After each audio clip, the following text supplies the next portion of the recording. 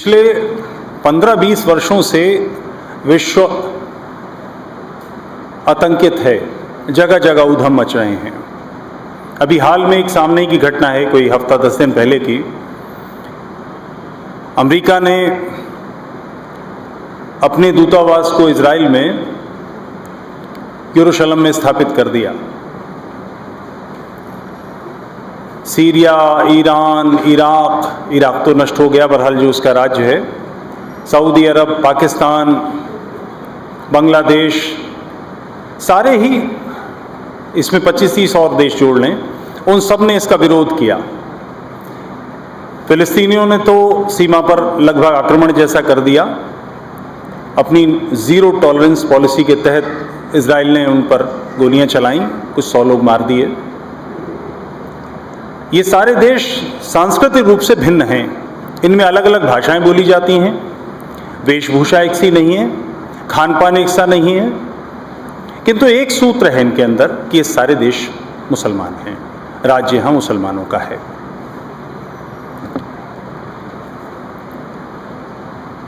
पिछले कोई 70-75 वर्षों से बर्मा में रोहिंग्या एक समस्या बने हुए हैं।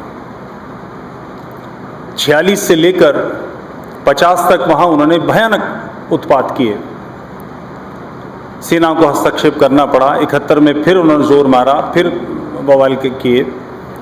फिर वहाँ स्थानीय एक विरोध खड़ा हुआ। अशिन बिराथु नाम के एक बौद्ध भिक्षु हैं, उन्होंने इसके खिलाफ आवाज़ उठाई, बौद्धों को सशस्त्र किया और एक अच्छी, जिसको ठीक ठाक ठुकाई कहते हैं, वैसा उसको उत्तर दिया गया। सेना भी उनके साथ आई। इसके खिलाफ तुर्की ने म्यांमार पर हमला करने की धमकी दी, ईरान ने म्यांमार पर हमला करने की धमकी दी। भारत ने थोड़ा सा आंखें तरेरी कि तुम हमारे पड़ोस में ऐसा करोगे, तुम्हें क्या लगता है हम शांत बैठेंगे, तो उत्मान हो गए। रोहिंग्याओं का इतिहास है उपद्रवों का, उसके बावजूद तुर्की को, ईरान को दर्द हुआ। क्यों? ये सामान्य बात नहीं है। इस विषय पर आज से 70-80 वर्ष पहले जिस महापुरुष का ध्यान गया, सावरकर उसका नाम है। मैं इस प्रसंग को थोड़ा और विस्तार दूंगा।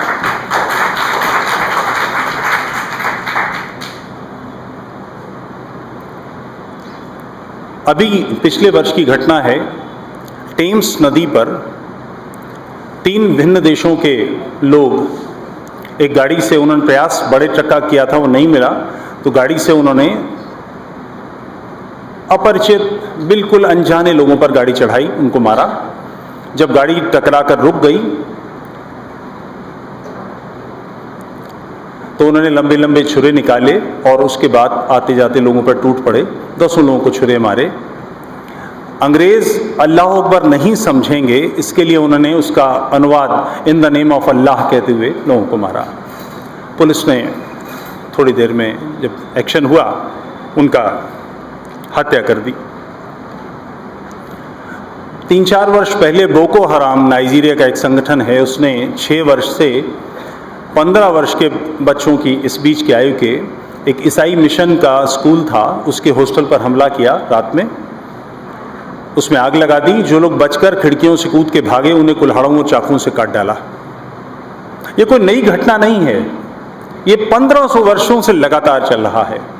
इसी दिल्ली में अगर आप इतिहास पढ़ेंगे तो नवीं पातशाही गुरु तेग बहादुर जी महाराज और उनके साथियों को कत्ल किया गया। सोचकर भी रोंगटे खड़े हो जाते हैं कि क्या गुजरी होगी कि एक महापुरुष को खौलते तेल में पकड़ों की तरह तल दिया जाए, छोटे छोटे टुकड़े करके काटा जाए, खौलते जलते हुए तवे पर बैठाकर उस पर जलती हुई रेत छिड़की जाए, और गुरु तेग बहादुर की उसमें इसके बाद हत्या हुई। ऐसे 2 बच्चे, जो आजकल के बच्चे तो थोड़ा भी जानते हैं, उस काल में तो संभव ही नहीं था। 6 वर्ष का एक बालक, 11 वर्ष का दूसरा बालक, उनको जिंदा दीवार में चुन दिया गया। ये किसी भी विक्षिप्त आदमी की कोई हरकत हो सकती है। किसी भी सभ्य समाज में किसी के प्राण लेने का अधिकार केवल राज्य को होता है। अगर मेरा प्राण संकट में है और मैं इसे प्रूफ करना पड़ेगा मुझे कि मेरे प्राण संकट में थे, तो मैं किसी को मार सकता हूं, अन्यथा मारने का अधिकार केवल राज्य का होता है। और राज्य भी उन्हें सीधे अपने आप नहीं मार सकता। एक न्यायपालिका है, उसमें इसका मुकदमा चलेगा कि इसके जीवन से राष्ट्र को हानि होती है। सेशन में मुकदमा जाएगा, वहाँ से फांसी होगी। फिर हाई कोर्ट में मुकदमा जाएगा, वहाँ से फांसी होगी। फिर सुप्रीम कोर्ट में मुकदमा जाएगा, वहाँ से फांसी होगी। उसके पास राष्ट्रपति के पास क्षमादान याचिका जाएगी, वहाँ से भी फांसी होगी। और अब तो एक नई चीज़ निकाल ली है कि राष्ट्रपति की क्षमादान याचिका ठुकराने के बाद सुप्रीम कोर्ट में फिर केस खोल दिया गया आधी रात में। उसके बाद मृत्युदंड दिया जाएगा। इस प्रक्रिया का ये इतनी दुरूह, इतनी जटिल प्रक्रिया है और इतनी कठिन प्रक्रिया है कि 1947 में पूज्य मातृभूमि के विभाजन के बाद अब तक 100 फांसियां नहीं हुई हैं। इस फांसी को देने के लिए केवल 2 जल्लाद भारत में थे, इकबाल मसीह और तारा मसीह, ये मेरठ के थे। अब उनकी मृत्यु के बाद कोई व्यक्ति इसको करने वाला बचा ही नहीं है। याकूब मेनन की फांसी के समय एक पुलिस वाले को तैयार किया गया। मैं कहना यह चाहता हूं कि ब्रिटिश पीरियड से यह कानून चला आ रहा है कि फांसी देने वाले जल्लाद को शराब का कोटा मिलता है। सिक्का बंद जिसके प्राण लिए जाने हैं, कानून की हर प्रक्रिया से उसको मृत्युदंड मिलना है। उसके बाद जल्लाद का शराब के नशे में होना जरूरी माना गया।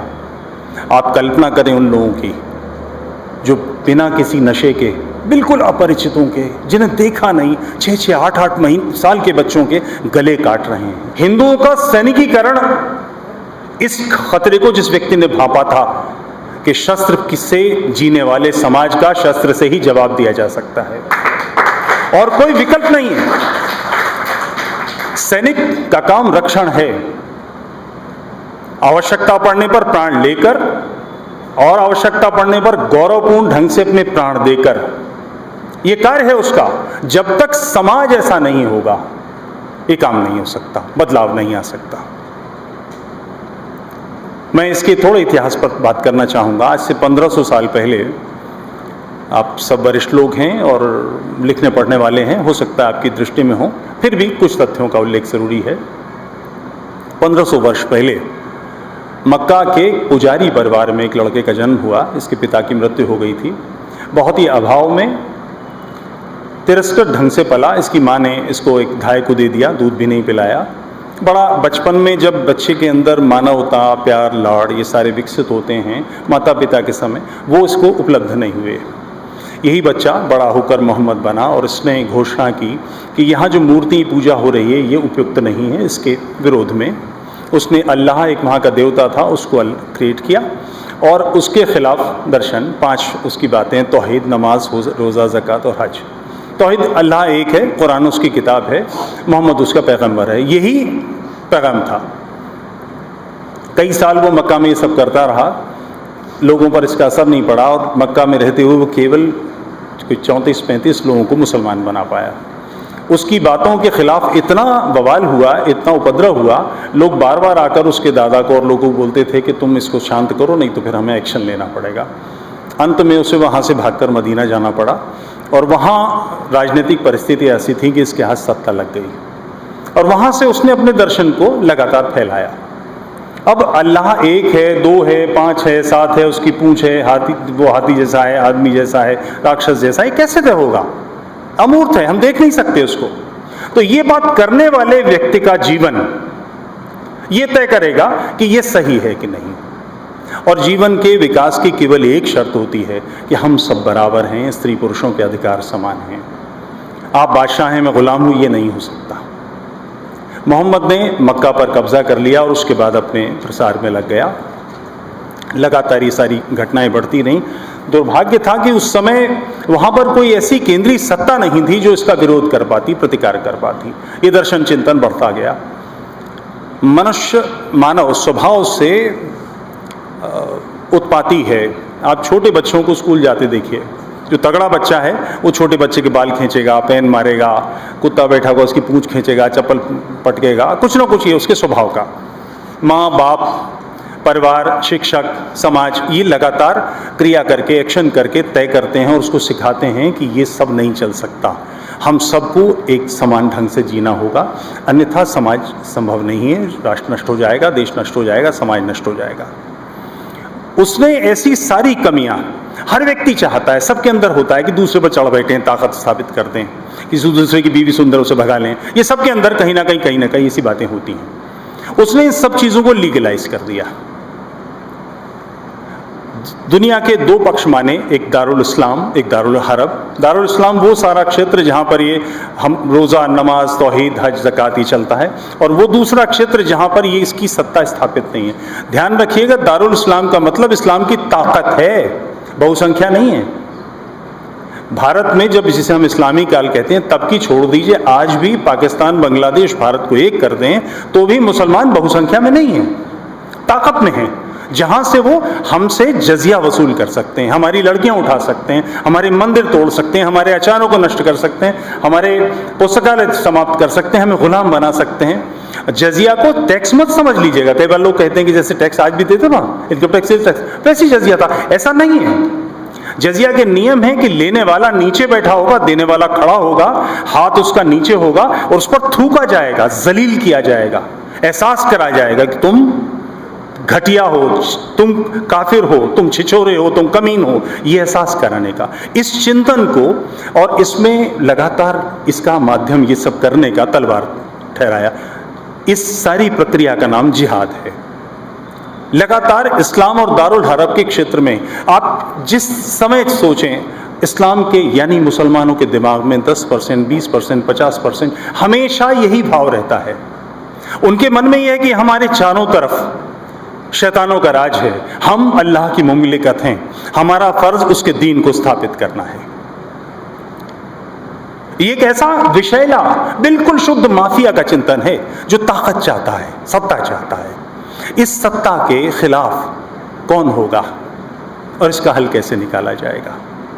1500 वर्ष हो गए हैं, इसको चुनौती भारत भूमि के अलावा कभी नहीं दी गई। 300 वर्ष क्रिश्चियन इस्लाम के साथ क्रूसेड लड़ते रहे। सामने की एक घटना है 9/11।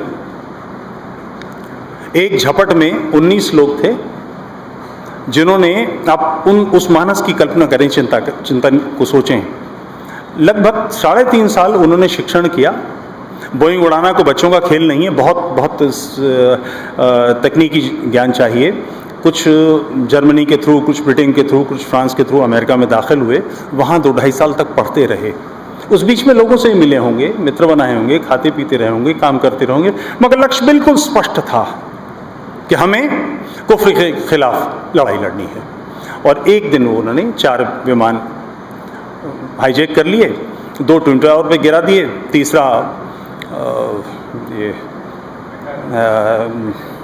जो उसका CIA का हेडक्वार्टर ना, पेंटागन, और चौथे को उन्होंने व्हाइट हाउस पे गिराना था, जिसे वहाँ की एयरफोर्स ने मार दिया। 19 लोगों ने इतना बड़ा काम किया। अमेरिका तुरंत चढ़ बैठा, उसने अफगानिस्तान पे हमला कर दिया, हजारों लोग मार दिए। उत्पात बंद हो जाना चाहिए था, मगर नहीं हुआ।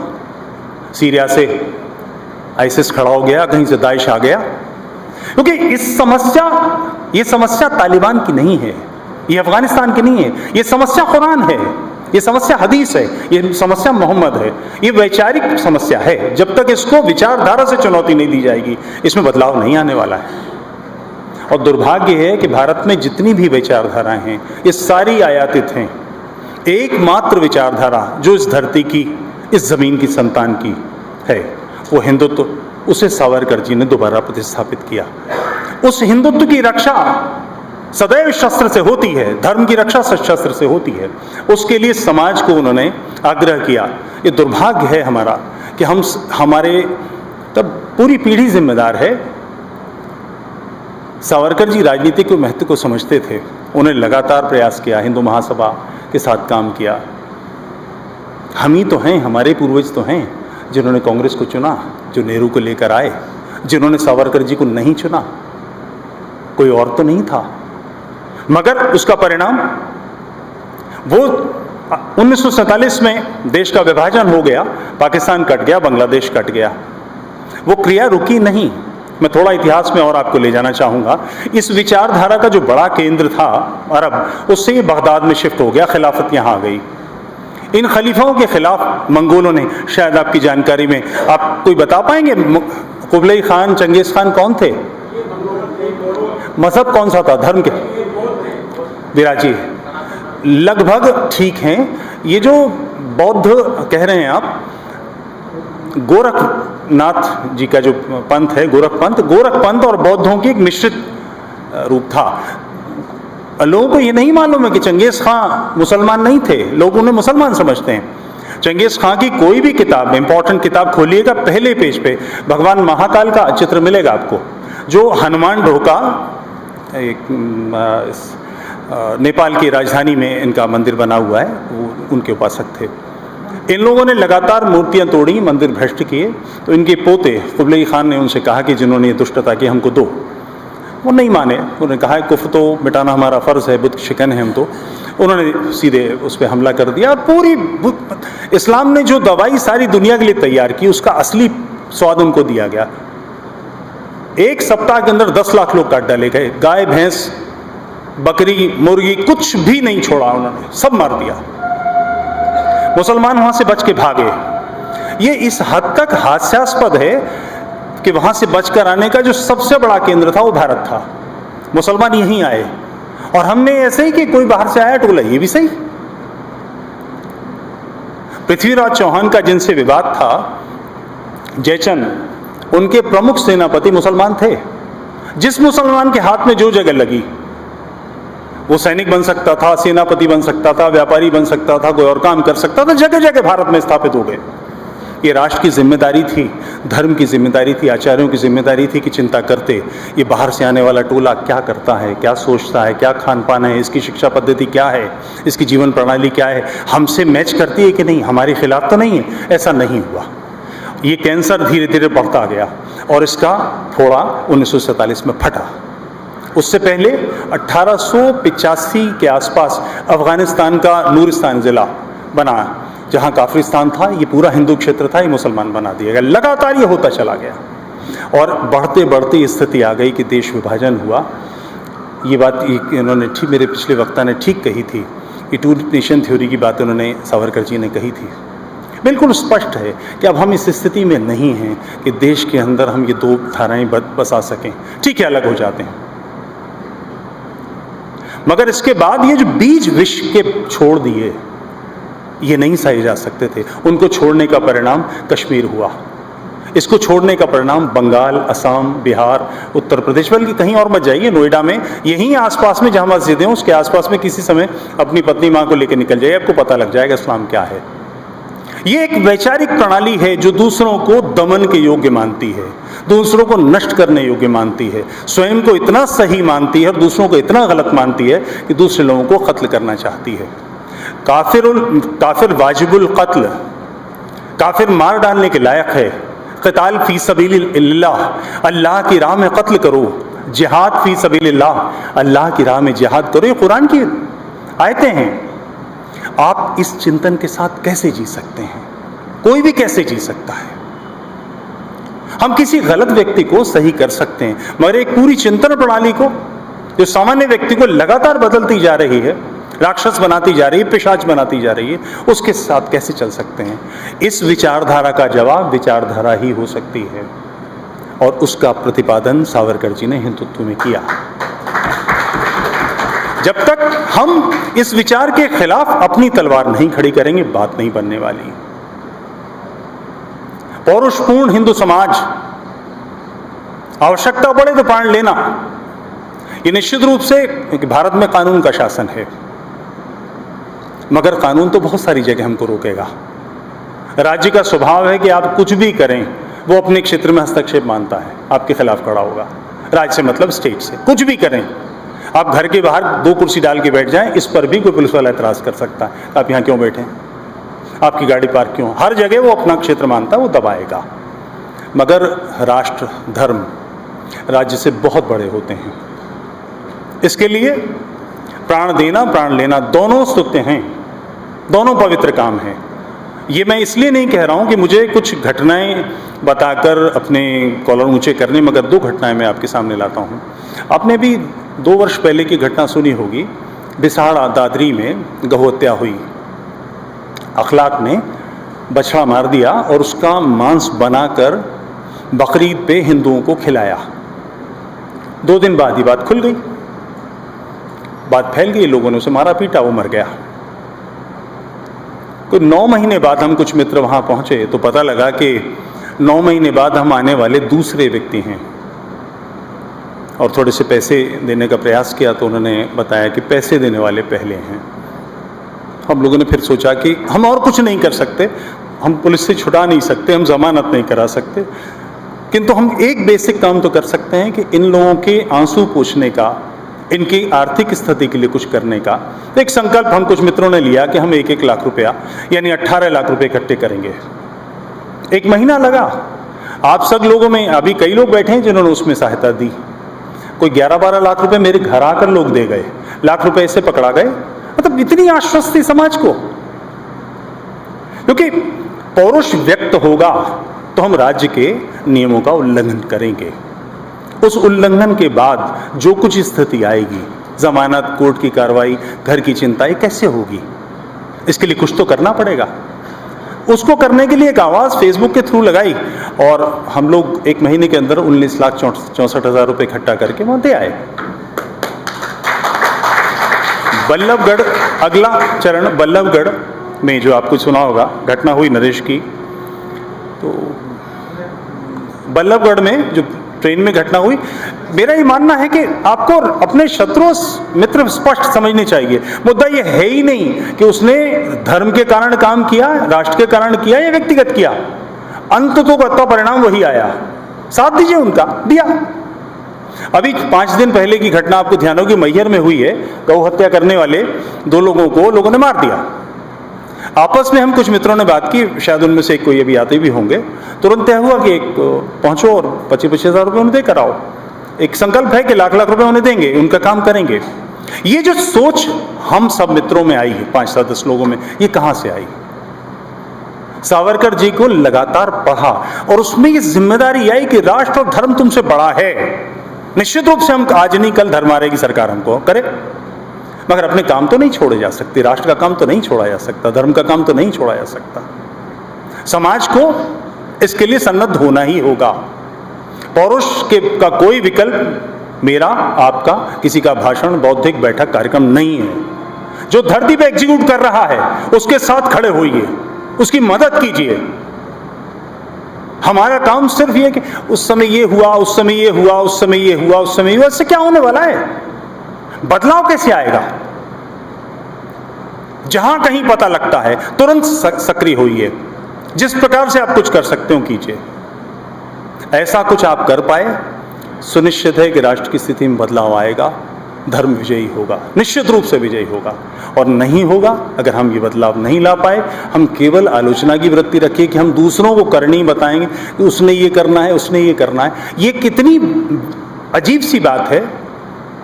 हम 120 करोड़ के राष्ट्र हैं। हमारी सेना तीनों, नौसेना, जल सेना, वायुसेना, हमारी पीएसी, पुलिस, सब मिलाकर 20 लाख नहीं है। और मोटे तौर पे सामने के शत्रु 20 करोड़ हैं। क्या ये लड़ाई संभव भी है? हम अपेक्षा करते हैं कि ये वो करें। ये गली मोहल्लों की लड़ाई है, मेरी आपकी है। जब तक हम सक्रिय नहीं होंगे कुछ नहीं होने वाला है। राज्य इसमें सपोर्ट करेगा, बस लड़ना हमको आपको है। अगर हम ये नहीं कर सके तो कोई बदलाव नहीं आने वाला। और इस कार्य को करने के लिए सावरकर जी पूरे जीवन जूझे, अपने बचपन से अपने अंतिम सांस तक ये महापुरुष तिल तिल करके गला लगातार लगा रहा, लड़ता रहा, जूझता रहा। मैं बहुत आभारी हूँ कि मुझे उनकी पुण्य स्मृति को स्मरण करने का, उनके चरणों में पुष्प चढ़ाने का आपने अवसर दिया। प्रणाम स्वीकार करें। सनातनी साथियों, म्यांमार में एक ऐसे धर्म की बहुलता है जो सबसे आत्म केंद्रित है, ध्यान मग्न रहने वाला है। लेकिन अचानक उसके एक सबसे बड़े संत ने घोषणा की कि हम किसी के साथ भी रह सकते हैं, लेकिन पागल कुत्ते के साथ, पागल कुत्तों के साथ नहीं रह सकते। बाकी जो कुछ भी हुआ आप उससे अवगत हैं। आप यह भी जानते हैं कि बौद्ध धर्म हिंदुत्व से ही निकला है और हिंदुत्व से भी अधिक धैर्य, संयम और आत्मनियंत्रण का ताना बाना अपने आप में समेटे हुए है। लेकिन भारत में हिंदुओं की दशा आज भी सावरकर के आधी सदी पहले चेताने के बाद भी उन्होंने कहा था कि स्वयं अपनी रक्षा हर सनातनी को करनी सीखनी चाहिए। अपने अधिकारों के लिए, अपनी आत्मरक्षा के लिए लड़ना सीखना चाहिए।